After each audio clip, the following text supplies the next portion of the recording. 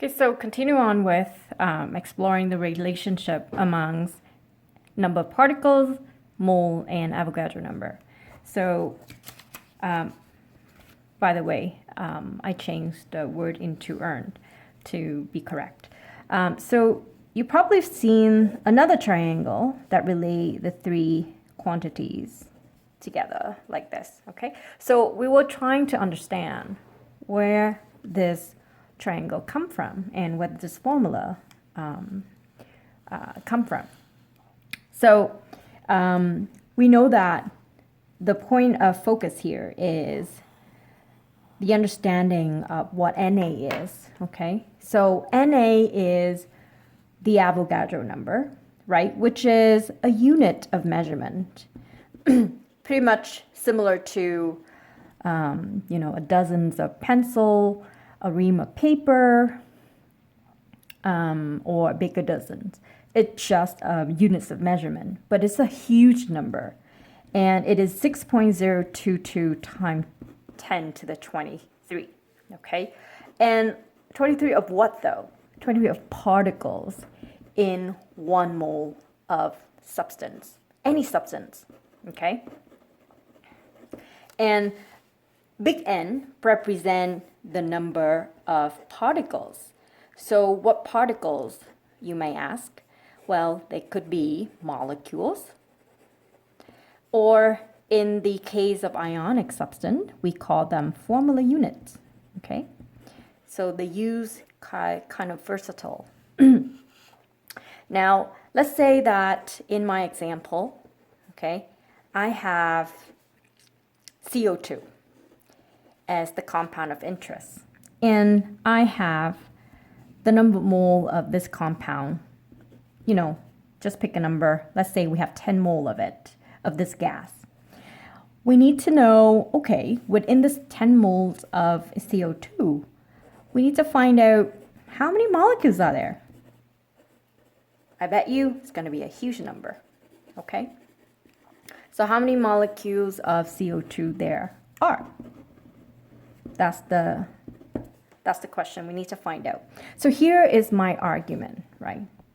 My argument is that if 1 mole of CO2 contain 6.022 times 10 to the 23 molecules of CO2, right? So going back to the meaning of what Avogadro numbers means is the number of particles. In this case, we talk about molecule because CO2 is the covalent compound. The number of particles in 1 mole of CO2. So I know this for a fact, right? So, but I don't just have 1 mole of CO2. I was given this number of mole, which is, this is going to be an if-then statement. But if 10 moles of CO2, I want to find out how many molecules of CO2 there are, right? So you see now, it's just a matter of proportional reasoning all over again. So therefore, to solve for this, the number of CO2 molecules is going to be, I'm going to take 10 moles and I'm going to multiply this, right? 10 mole of CO2. And again, I recommend that my student bring in the unit because it helps keep you towards the right answer, okay? Multiplied by the number of molecule per mole of CO2. It's all about that constant. Is the rate similar to the rate of change, like how many kilometers you go per minute, for example, per second. Although that could vary, but Avogadro number never change, right? Molecule of CO2 per 1 mole, right, of CO2. So now you can see, okay, is mole and mole cancel out. I make a mistake. This should be 10 mole, okay? I miswritten the number there. So then, how do you do that on a calculator? Okay, so I have mine ready. So what you're going to do is you're going to take 10, right, multiply. I hope you can see that well. 6.022 and look on your calculator to find out where the exponents button is, okay? So you could go here, mine is right there, is EXP. Some calculator would have a double E on the button. So click on that. That exponent represent 10 times to the power of. And after that exponent or E on the screen there, you type in 23.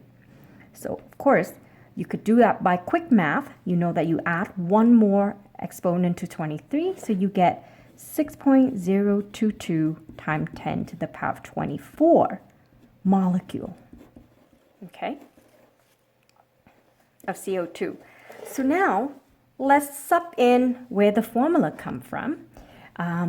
Well, going back to this triangle and this, with my reasoning, just by using logic, I was able to say, okay, let's see, this is therefore the number of molecule, right, of CO2. So I sub the formula in there just to keep myself organized. And 10 is the number of mole, right? And this is Avogadro number. So again, I was able to, without memorizing this formula, arriving at the formula just by using my argument, okay? My understanding of what different things, different quantity means. Now, if you go ahead and probably you will come across another question as an extension after you find the number of molecule for CO2. Some question might ask you, hey, go ahead and find the number of carbon atoms there are in the same 10 mole of CO2. What are you going to do? Okay, so again, there's no formula needed because you can argue for yourself that, okay, let me see, one CO2 molecule, right, will generate how many carbon? Will generate one carbon atom for me, okay? So therefore, I have 6.022 times 10 to the power of 24 molecules of CO2 here, right? So how many atoms of carbon will this number of molecules generate? So as you can see, you will have the same number because the ratio between these two is 1 to 1, right?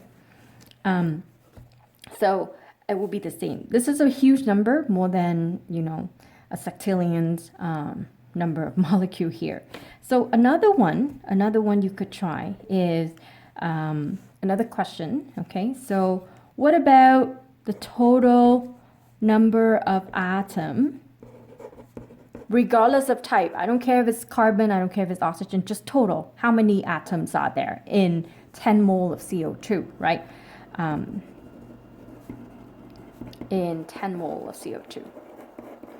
Okay, so I argue that, well, 1 mole of CO2 molecule will allow me to get 3 atoms. Doesn't matter the type because there's 1 carbon, there's 2 oxygen, okay? So, but I have found out that I have 6.022 times 10 to the power 24 CO2 molecule. So I wonder how many atoms in total would this number of molecule generate. Okay, so just from this argument here, you would be able to find out. So here I would do that for you. The number of atoms, right? Which is different from the number of molecules, of course, because you have to do some proportional reasoning here. You would take this number and you multiply by 3. Because 1 molecule give me this many atoms, this many molecule will give me 3 times as much, right? So you take 6.022 times 10 to 24 molecule, and you multiply that by 3 atoms per molecule. Because each molecule give me 3 atoms regardless of type. right? So molecule cancel out. You end up with the unit to be number of atoms. And again, I would do that on a calculator just to show you how to do that. Oh, luckily I already have that from the past, but I want to do that one more time. 6.022, look for the exponent button, it's right here, and then you put in 24. It's not Avogadro number anymore, it's the number of molecules, so don't make a mistake there, okay? You multiply by 3, and there you go. The number is 1.86, or if you want to round to 2 decimal place, it's going to be 1.81 to the power of 25 atoms. Now that's a lot, okay? So there you have it, how to make sense of a whole bunch of formula just by logic reasoning.